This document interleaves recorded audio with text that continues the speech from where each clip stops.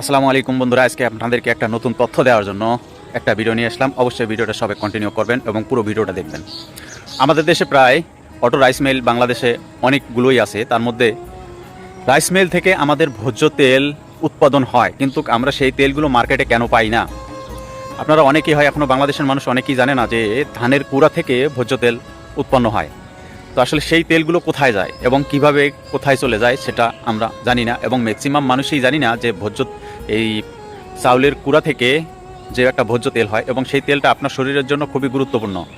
আপনার heart, kidney এবং লিভারকে সুস্থ রাখার জন্য সেই তেলটা খুবই গুরুত্বপূর্ণ ভূমিকা পালন করে, কিন্তু আমরা সেই তেল মার্কেটে কেন পাই না? বাংলাদেশে কিছু অসাধু ব্যবসায়ীর সিন্ডিকেটের কারণে সেই তেলগুলো মার্কেটে আসে না। সেই তেলটা পুরোপুরি ইন্ডিয়া চলে যায়।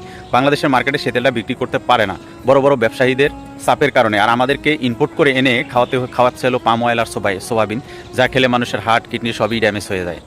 তো আসলে আমাদের এই বাংলাদেশের এই ধানের পুরো থেকে যে তেলটা তৈরি হয় সেই তেলটা পুরোপুরি ইন্ডিয়া চলে যায়, কারণ বাংলাদেশে তারা মার্কেটে নিয়ে আসতে পারে না। কিছু অসাধু ব্যবসায়ীদের কারণে সেই তেলগুলো বাংলাদেশে মার্কেটে ছাড়তে পারে না।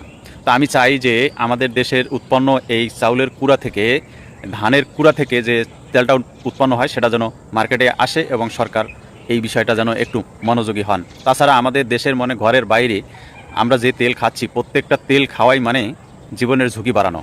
সবাই ভালো থাকবেন, সুস্থ থাকবেন। ভিডিওটা ভালো লাগলে শেয়ার করে রাখবেন।